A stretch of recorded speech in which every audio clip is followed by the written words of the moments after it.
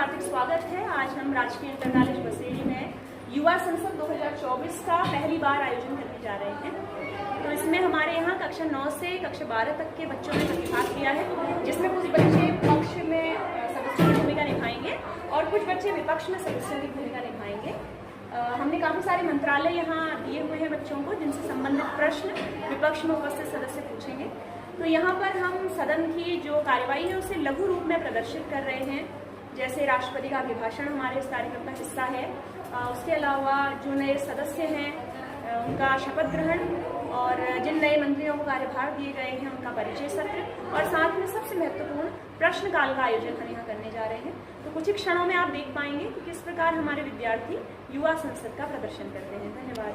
नमस्कार, मैं आस्था रजवार हूँ। मैं कक्षा 11 व की छात्रा हूँ। आज युवा संसद 2024 में मैं लोकसभा अध्यक्ष की भूमिका निभा रही हूँ। नमस्कार, मेरा नाम कीर्तिका है। मैं कक्षा 12B की छात्रा हूँ और मैं राष्ट्रपति की भूमिका निभा रही हूँ। धन्यवाद। नमस्कार, मेरा नाम सोनिया है और मैं कक्षा 12 की छात्रा। आज मैं प्रधानमंत्री की भूमिका निभा रही हूँ। नमस्कार, मैं पंकज उल्लाल कक्षा 11A का छात्र हूँ। मैं आज गृह मंत्री का कार्य निभा रहा हूँ। नमस्कार, मैं दीपक कुमार कोहली 11 का छात्र हूँ। आज सड़क व परिवहन मंत्री का कार्य निभा रहा हूँ। नमस्कार, मैं सौरभ सिंह कक्षा 11 से आज के युवा संसद में ऊर्जा मंत्री की भूमिका निभा रहा हूँ। नमस्कार, मैं राजबिष्ट कक्षा 11 से आज की युवा संसद कार्यक्रम में विदेश मंत्री की भूमिका अदा कर रहा हूँ। नमस्कार, मेरा नाम कार्तिक विष्णु है। मैं कक्षा 12B का छात्र हूँ और मैं यहाँ युवा संसद कार्यक्रम में वित्त मंत्री का किरदार निभा रहा हूँ। मेरा नाम कृष्ण, मैं कक्षा 10 से कृषि मंत्री की भूमिका निभा रहा हूँ। नमस्कार, मेरा नाम शिवा है। मैं कक्षा 9 का छात्र हूँ और मैं आज यहाँ पर स्वास्थ्य मंत्री का कार्य। मेरा नाम गौरव बिष्ट है। मैं कक्षा 9 का छात्र हूँ। आज मैं युवा संसद में खेल मंत्री का भूमिका निभा रहा हूँ। नमस्कार, मेरा नाम दुर्गा बिष्ट है। मैं कक्षा 10 से इस युवा संसद 2024 में शिक्षा मंत्री की भूमिका निभा रही हूँ। नमस्कार, मेरा नाम पूजा शर्मा है। मैं कक्षा 12A की छात्रा। आज युवा संसद 2024 में श्रम और रोजगार मंत्री की भूमिका निभा रही हूँ। मैं प्रतिभा कक्षा 12A से आज की युवा संसद 2024 की नई सदस्य चुनी। नमस्कार, मेरा नाम रितु है। मैं कक्षा 12 की छात्रा हूँ। मैं पक्ष की सदस्य हूँ। नमस्कार, मैं हिमानी कक्षा 12 से आज के युवा संसद 2024 में मंत्रिमंडल की नई सदस्य भारी उद्योग मंत्री चुनी गई हूँ। मेरा नाम तेज सिंह है। मैं कक्षा 12A से नया मंत्री चुना गया। मैंने उपचार राष्ट्र अतिथि से आज युवा संसद 2024 में नेता प्रतिपक्ष का दायित्व निभा रही हूँ। मैं गायत्री कक्षा 11 से विपक्षी की भूमिका निभा रही हूँ। नमस्कार, मैं हिमानी कक्षा 12A से आज युवा संसद में विपक्ष की भूमिका निभा। नमस्कार, मेरा नाम तनुजा है। मैं कक्षा 12A से आज के युवा संसद में विपक्ष की भूमिका निभा रही हूँ। मैं कक्षा 10 की छात्रा हूँ। मैं विपक्ष सदस्य की भूमिका निभा रही हूँ। नमस्कार, मेरा नाम साक्षी। मैं कक्षा 10 की छात्रा हूँ। मैं विपक्ष की सदस्य की भूमिका निभा रही हूँ। नमस्कार, मेरा नाम पायल है। मैं कक्षा 11A से विपक्ष की सदस्य हूँ। नमस्कार, मेरा नाम भूमिका मुखियाल है। मैं कक्षा 10 की छात्रा हूँ। मैं युवा संसद 2024 में विपक्ष की सदस्य हूँ। नमस्कार, मैं नितिन कक्षा 10 से युवा संसद के आज विपक्ष की कार्य कर रहा हूँ। मुकेश है। मैं कक्षा 10 से आज युवा संसद 2024 में विपक्ष की भूमिका निभा रहा हूँ। कक्षा 12A से आज युवा संसद के सदस्य की भूमिका निभा रहा हूँ। नमस्कार, मेरा नाम अर्चित कुमार है। मैं कक्षा 11A से आज के संसद सदस्य की में भूमिका निभा रहा हूँ। नमस्कार, मैं जितेंद्र रावत कक्षा 11A से आज के अधिकारी में कक्षा 12वीं बी से मैं युवा संसद 2024 में प्रतिवेदक की भूमिका निभा रहा हूँ। नमस्कार, मेरा नाम यशपाल है। मैं कक्षा 11A से प्रतिवेदक की भूमिका निभा रहा हूँ। नमस्कार, मेरा नाम हर्षित मंडाल है। मैं आज युवा संसद में महासचिव की भूमिका निभा रहा हूँ। नमस्कार, मेरा नाम सूरज है। मैं कक्षा 9 से युवा संसद में विदेश प्रतिनिधि की भूमिका निभा रहा हूँ। नमस्कार, मेरा नाम भूषण, मैं कक्षा 11A से आज आपके सामने विदेशी प्रतिनिधि की भूमिका निभा रहा हूँ। नमस्कार, मेरा नाम लेश है। मैं युवा संसद 2024 में महासचिव हूँ। नमस्कार, मेरा नाम सुभाष कृष्ण है। मैं कक्षा 8 में पढ़ता हूँ और मैं युवा संसद 2024 में महासचिव की भूमिका निभा रहा हूँ। मैं लकी टंडन कक्षा 10 से आज युवा संसद 2024 की प्रेस की भूमिका निभा रहा हूँ। श्रम व रोजगार मंत्री,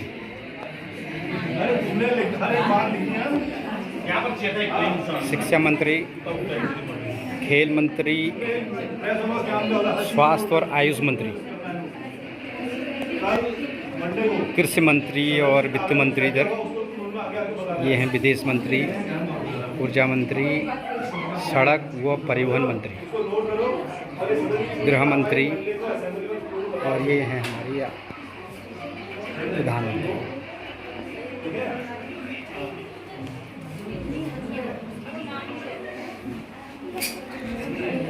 प्रतिवेदक, प्रमुख सचिव,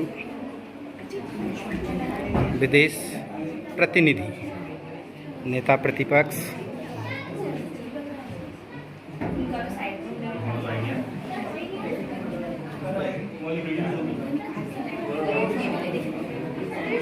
ये हैं प्रेस के लोग, विपक्ष। माननीय सभासदों, महामहिम राष्ट्रपति पधार रही हैं।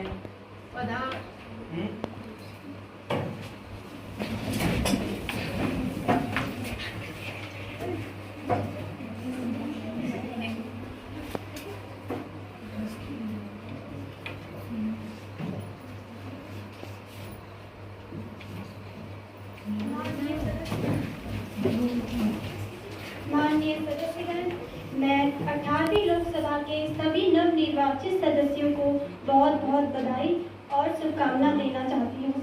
मुझे पूरा विश्वास है आप सभी राष्ट्र प्रथम की भावना के साथ अपना दायित्व निभाएंगे।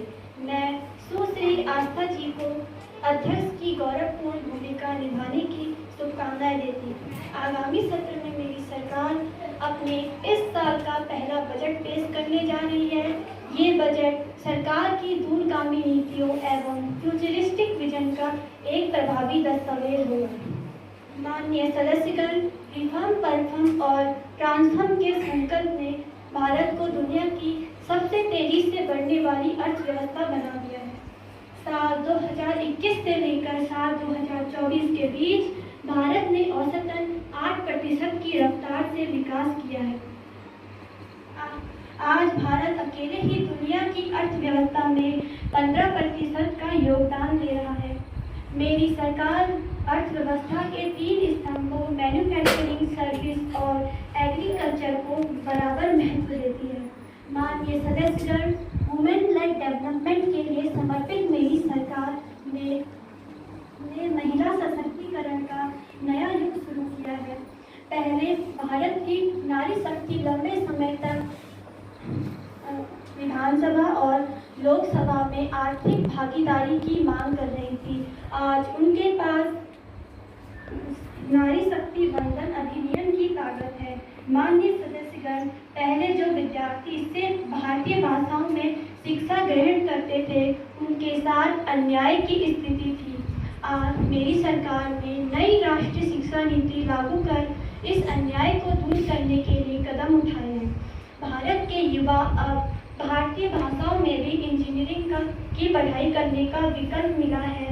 भारत में विगत 10 वर्षों में 7 नए IIT, 16 IIT, 7 IIM, 15 नए एम्स, 315 मेडिकल कॉलेजेस और 390 विश्वविद्यालय स्थापित हुए हैं। माननीय सदस्यगण, हमारे वेदों में हमारे ऋषियों ने हमें सम्मानो मंत्र समिति समानी की प्रेरणा दी है, अर्थात हम एक समान विचार और लक्ष्य लेकर एक साथ कार्य करेंगे। यही संसद की मूल भावना है। तो आइए हम सभी पूर्ण कर्तव्य निष्ठा के साथ राष्ट्रीय संकल्पों की सिद्धि में जुट जाएं और विकसित भारत बनाएं। आप सभी को बहुत बहुत शुभकामनाएं। धन्यवाद। जय हिंद, जय। युवा संसद के सभी माननीय सांसद महोदय, मानसून सत्र में आप सभी का स्वागत एवं हार्दिक अभिनंदन है। सभी नए सदस्य शपथ अथवा प्रतिज्ञान करेंगे। महासचिव महोदय। सुश्री प्रतिभा देवी जो गुजरात के भरूच संसदीय क्षेत्र से निर्वाचित हुई हैं, अब शपथ ग्रहण अथवा प्रतिज्ञान करेंगी। सुश्री प्रतिभा महोदय, आप शपथ ग्रहण करेंगी या प्रतिज्ञान करेंगी? महोदय, मैं प्रतिज्ञा लूंगी। आप किस भाषा में शपथ ग्रहण करना चाहेंगी? हिंदी भाषा में श्रीमान। मैं प्रतिभा देवी लोकसभा की सदस्य चुनी जाने के पश्चात ईश्वर की शपथ लेती हूँ कि मैं विधि द्वारा स्थापित संविधान के प्रति सच्ची श्रद्धा और निष्ठा रखूंगी, भारत की प्रभुता और अखंडता अक्षुण्ण रखूंगी, मैं इसे बनाए रखूंगी और जिस पद को मैं ग्रहण करने जा रही हूँ उसके कर्तव्य का निष्ठापूर्वक निर्वहन करूंगी।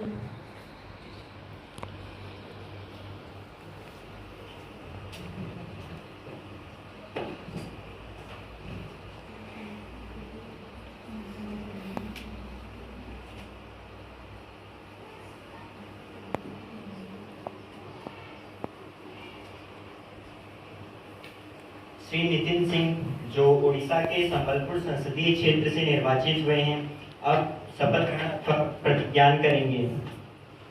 श्री नितिन सिंह महोदय, आप शपथ ग्रहण करेंगे या प्रतिज्ञान करेंगे? श्रीमान, मैं शपथ ग्रहण करूंगा। आप किस भाषा में शपथ ग्रहण करना चाहेंगे? महोदय, मैं अंग्रेजी भाषा में शपथ ग्रहण करना चाहूंगा। Singh, having been elected to be a member of the House of the People, do swear in the name of God that I will bear true faith and allegiance to Constitution of India, established by the law, that the sovereignty and integrity of India will remain intact. I will keep it and will faithfully discharge the duties of the post I am about to assume.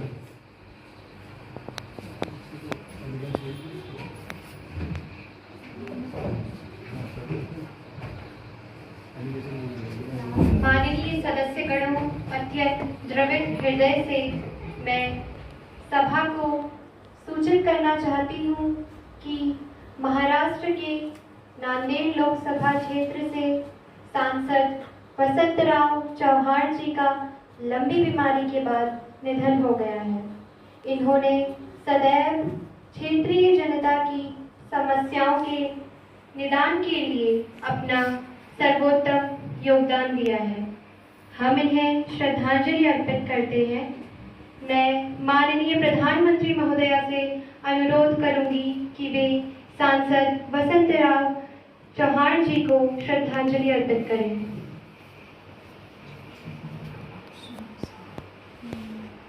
Nanded क्षेत्र के सांसद श्री वसंतराव चौहान जी की निधन की खबर सुनकर हृदय विदीर्ण हो चुका है। उनका यूं चले जाना उनके और उनके पारिवारिक और संसदीय क्षेत्र के लिए अपूर्व क्षति है। नांदेड़ की जनता ने अपना होनहार नेता खो दिया है। चौहान जी ने हमेशा अपनी क्षेत्रीय समस्याओं को प्राथमिकता दी और उनके निदान हेतु अपना पूर्ण जीवन खपा दिया। मैं इस संसद के माध्यम से उन्हें विनम्र श्रद्धांजलि अर्पित करती हूँ। मैं माननीय नेता प्रतिपक्ष महोदया से अनुरोध करूंगी कि वे भी सांसद वसंतराव चौहान जी के निधन पर उन्हें श्रद्धांजलि अर्पित करें।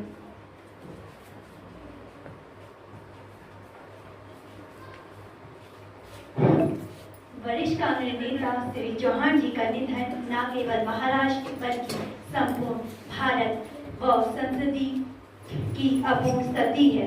संसदीय परंपरा के अंतर्गत अपने क्षेत्र के विकास को सर्वोपरि रखते हुए अपने अनेक बार अपने ही क्षेत्र के खिलाफ आपत्ति दर्ज कराई, जो कि इस बात का प्रतीक है कि वे अपने क्षेत्र के लिए कितने जागरूक थे। मैं सदन के माध्यम से अपने श्रद्धासुमन अर्पित करती हूँ।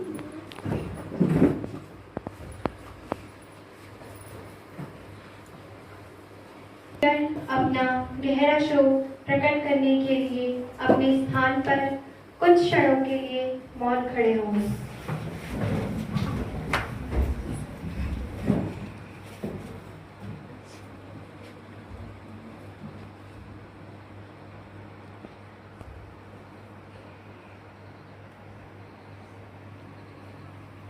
महासचिव महोदय शोक संतृप्त परिवार को संवेदना संदेश भेजेंगे।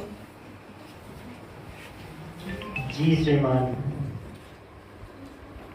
Members, I would like to welcome a parliamentary delegation from the Republic of Suriname led by Mr.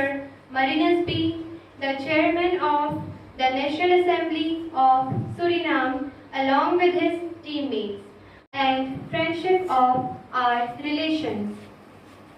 माननीय प्रधानमंत्री महोदया नए मंत्रियों का परिचय कराएंगी।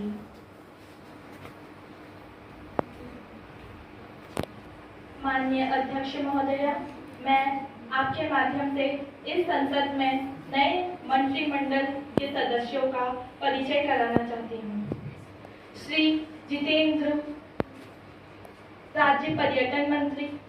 श्रीमती हिमानी, भारी उद्योग मंत्री।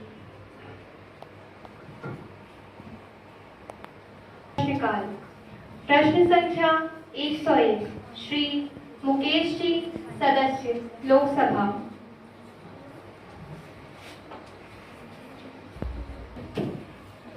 माननीय अध्यक्ष महोदय, मैं आपके माध्यम से यह जानना चाहता हूं कि भारतीयों में विदेश जाने की प्रवृत्ति तेजी से बढ़ रही है। विगत 5 वर्षों में 5,34,000 भारतीयों ने अपनी नागरिकता छोड़ दी है। क्या विदेश मंत्री यह बताने का कष्ट करेंगे कि लोग भारत छोड़कर विदेश क्यों जा रहे हैं? माननीय अध्यक्ष महोदया, मैं आपके माध्यम से यह बताना चाहता हूं कि 2024 में 0.323 प्रति हजार पर, 2023 में 0.329 प्रति हजार पर और 2022 में 0.342 प्रति हजार के दर के अनुसार पलायन का आंकड़ा निरंतर घटा है। पहले के समय में भारत में अच्छी सुविधाएं नहीं थी, जिस कारण भारत के लोग पलायन करके विकसित देशों की तरफ रवाना हुए। लेकिन अब के समय में भारत में अच्छी जीवन शैली की उपलब्धता तथा रोजगार के बढ़ते अवसर से आने वाले वर्षों में यह आंकड़े और कम होने की संभावना है। धन्यवाद।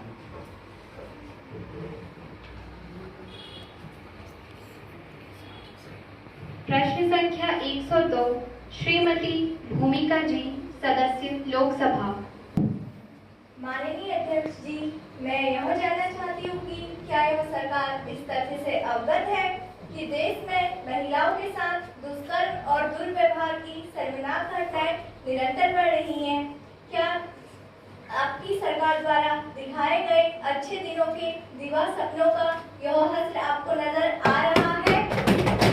दोषियों को सजा और बेटियों को न्याय दिलाने के लिए सरकार क्या कदम उठा रही है? अध्यक्ष महोदय जी, मुझे कहते हुए बड़ा कष्ट हो रहा है कि राष्ट्र की बेटियों के अपमान पर भी विपक्ष राजनीति कर सकता है। बेटियों का अपमान राष्ट्र का अपमान है। इन घटनाओं के विरुद्ध आपातकालीन सेवाएं, सहायता प्रणाली तथा सुरक्षित शहर परियोजना हमारी सरकार ला रही है। महिला सुरक्षा योजना 2026 तक लागू कर दी जाएगी। इसमें हमारी सरकार द्वारा निर्भया फंड से 180 करोड़ रुपए खर्च किए जाएंगे। फास्ट ट्रैक के द्वारा सुनवाई, फास्ट ट्रैक। प्रश्न संख्या 103 सुश्री नीलम जी, सदस्य लोकसभा। माननीय अध्यक्ष महोदय जी, मैं आपके माध्यम से यह प्रश्न पूछना चाहती हूँ कि देश में खेलों को बढ़ावा देने के लिए आपकी क्या योजनाएं हैं?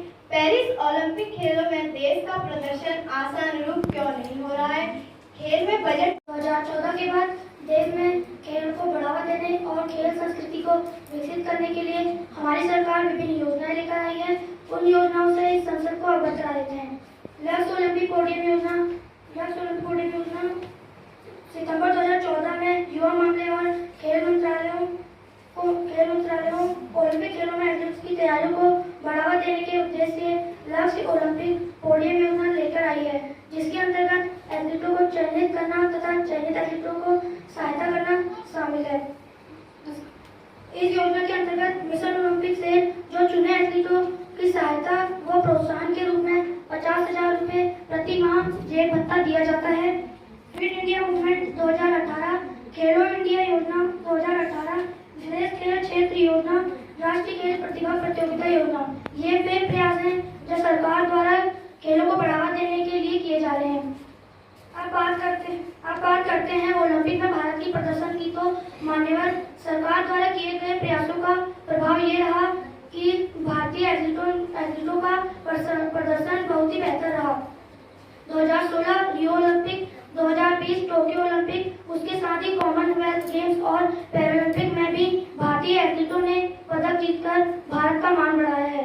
जहां तक बजट आवंटन की बात है तो मान्यवर हमारी सरकार ने खेल बजट में इजाफा किया है। भारतीय खेल प्राधिकरण के बजट इस वित्तीय वर्ष 795.77 करोड़ से बढ़ाकर खेलो इंडिया के लिए सरकार ने 3,442.42 करोड़ रुपए मंजूर किए हैं, जिनमें से 900 करोड़ रुपए आवंटित कर दिए हैं। धन्यवाद। प्रश्न संख्या 104 श्री हर्ष सिंह जी, सदस्य लोकसभा।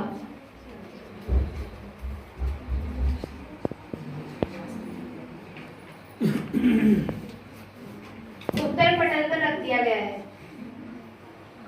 माननीय अध्यक्ष महोदय जी, मैं आपके माध्यम से यह प्रश्न पूछना चाहता हूं कि अध्यक्ष जी, राष्ट्र यह जानना चाहता है कि विगत 5 वर्षों में 19 राज्यों में 64 से अधिक परीक्षाओं के प्रश्न पत्र लीक हो चुके हैं।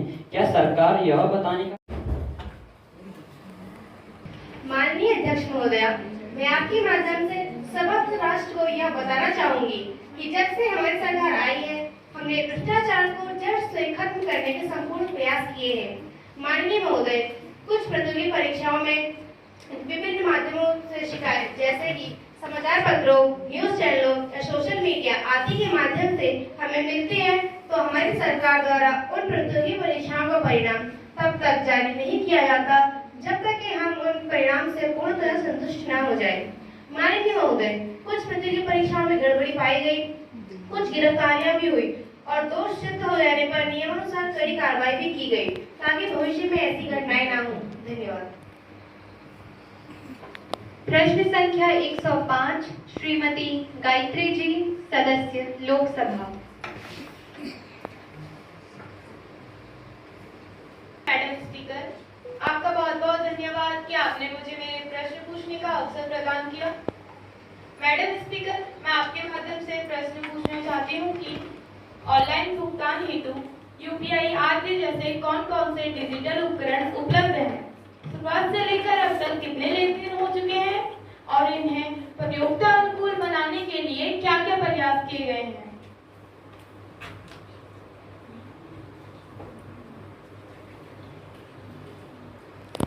महोदया, मैं आपके माध्यम से सदन तथा और सभागणों को यह अवगत कराना चाहता हूँ कि खुदरा और थोक भुगतान के लिए डिजिटल उपकरण जैसे खुदरा भुगतान में UPI, NEFT, IMPS, credit card, debit card और AEPS, VHMI, NETC भी उपलब्ध है तथा थोक भुगतान के लिए RTGS माध्यम है तथा इसमें लगातार वृद्धि हो रही है। 2022-23 में यह 45% की वृद्धि हुई है तथा 1660 करोड़ तक पहुंचा है। प्रयासों में चेक, SMS, UPI ऑफलाइन भुगतान, रुपए, ATM, UPI पर कार्डलेस भुगतान एवं अन्य परियोजनाएं लाई जा रही हैं। धन्यवाद।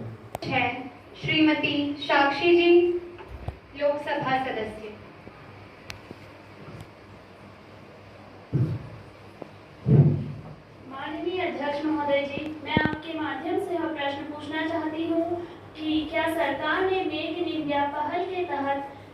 एक हिस्से के रूप में देश में नवीकरणीय ऊर्जा पार्क स्थापित करने का विचार किया है।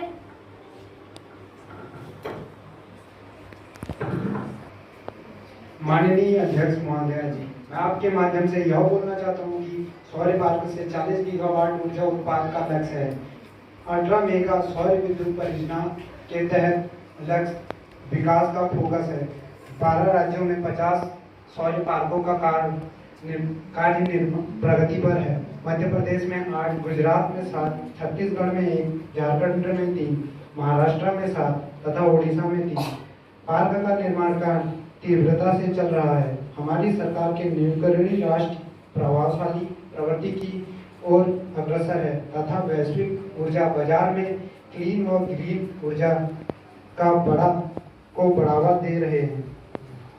प्रश्न संख्या 160 श्री हर्षित कुमार जी, सदस्य लोकसभा।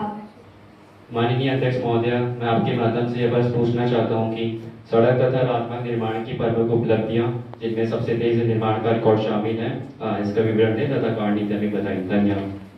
अध्यक्ष महोदय जी, मैं आपके माध्यम से यह बताना चाहता हूं कि विगत 10 वर्षों में 1,50,000 किलोमीटर राष्ट्रीय राजमार्गों का निर्माण हो चुका है तथा तीव्र गति गलियारों की लंबाई भी 50,000 किलोमीटर तक पहुंच चुकी है। देश में तीव्रता के साथ 4 लेन सड़क नेटवर्क का विकास किया जा रहा है। 21 ग्रीनफील्ड गलियारे बनाए गए हैं। सबसे ऊंचाई पर पुल बांधने का विश्व रिकॉर्ड बनाते हुए हमने चिनाब नदी पर। प्रश्न संख्या 108 श्री नितिन जी, सदस्य लोकसभा। माननीय अध्यक्ष महोदय जी, मैं आपके माध्यम से यह प्रश्न पूछना चाहता हूँ, देश में आयुष चिकित्सक महाविद्यालयों की संख्या कितनी है? क्या आयुष क्षेत्र में स्नातक और उच्च स्नातक सीटों में वृद्धि हुई है? अध्यक्ष महोदय, मैं आपके माध्यम से सभा तथा सभा के सदस्यों को ये बताना चाहता हूँ कि 899 मेडिकल कॉलेज हैं और 216 नए संस्थाएं स्थापित हुई हैं। सीटें बढ़ी हैं। बुनियादी चिकित्सा सेवाएं सभी तक पहुँचाई जा रही हैं। 2021-22 और 25-26 तक आयुष योजना को मंजूरी दे दी जाएगी। 12 बड़े मेडिकल कॉलेज का बजट 1000 करोड़ से अधिक है और नए रोजगार उत्पन्न किए जा रहे हैं और कोरोना काल में आयुर्वेदिक सुपरफूड का उपयोग बढ़ा है। धन्यवाद। प्रश्न संख्या 109 श्रीमती तनुजा जी, लोकसभा सदस्य। माननीय अध्यक्ष महोदय, मैं आपके माध्यम से यह प्रश्न पूछना चाहती हूँ कि वर्तमान में देश में बेरोजगारी का राज्यवार आंकड़ा क्या है और सरकार द्वारा बेरोजगारों को रोजगार प्रदान किए जाने पर श्रम व रोजगार संबंधित प्रस्ताव का ब्यौरा क्या है? माननीय अध्यक्ष महोदय, मैं आपके माध्यम से सभा और सदन को यह बताना चाहती हूँ कि वर्ष 2020-21, वर्ष 2021-22 और वर्ष 2023-24 के दौरान 15 या 15 वर्ष से अधिक की बेरोजगारी दर 4.2%, 4.1% और 3.2% थी। यह गिरावट को प्रदर्शित करता है। भारत सरकार के विभिन्न कार्यालय मंत्रालय क्रियान्वयन पर कार्य कर रही है। प्रधानमंत्री रोजगार सृजन कार्यक्रम, महात्मा गांधी ग्रामीण रोजगार गारंटी योजना, पंडित दीनदयाल उपाध्याय कौशल्य ग्रामीण योजना और स्वरोजगार प्रशिक्षण संस्थान, पंडित दीनदयाल उपाध्याय अंत्योदय योजना, प्रशिक्षण संस्थान, आजीविका मिशन, प्रधानमंत्री योजना आदि वेबसाइट के वितरण से देखा जा रहा है। संख्या 110 श्रीमती पायल जी, सदस्य लोकसभा। माननीय अध्यक्ष महोदय, मैं आपके माध्यम से राज्य के हित में यह जानना चाहती हूँ कि देश के किसान पिछले 1 माह से आंदोलन में हैं। क्या सरकार ने यह जानने का प्रयास किया कि आखिर वे इतने आक्रोशित क्यों हैं? माननीय अध्यक्ष महोदया जी, मैं आपके माध्यम से राष्ट्र तथा विपक्ष के लोगों को यह कहना चाहूँगा कि किसानों द्वारा जो वैधानिक मांगों को मान लिया गया है तथा कुछ मांगों को लेकर कमेटी द्वारा वह उसके बाद सरकार के समक्ष पेश किया जाएगा। धन्यवाद। राजीव महोदय युवा संसद की राज्यसभा से प्राप्त संदेश को पढ़ेंगे।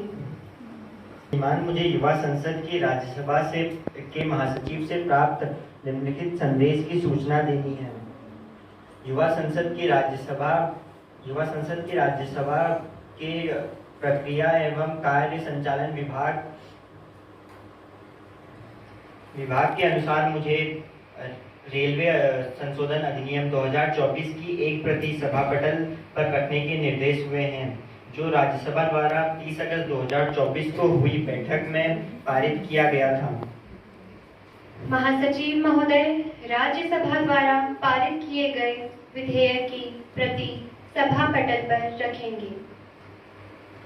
महोदय, मैं राज्यसभा द्वारा पारित किए गए रेलवे संशोधन अधिनियम 2024 की एक प्रति सभा पटल पर रखता हूँ।